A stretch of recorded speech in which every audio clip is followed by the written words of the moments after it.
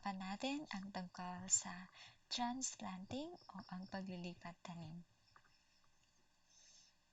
Paano isinasagawa ang transplanting?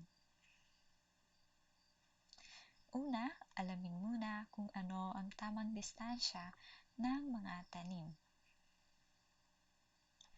Pangalawa, maghukay ng butas sa pagtataniman ng mga seedling. Pangatlo, tanggalin ng dahan-dahan ang mga seedling mula sa tray o cup. Pang-apat, ilagay sa butas at tabunan ng lupa kasing taas lang din ng potting mix. At pagkatapos, diligan ito sa katawan para dumiretso sa ugat.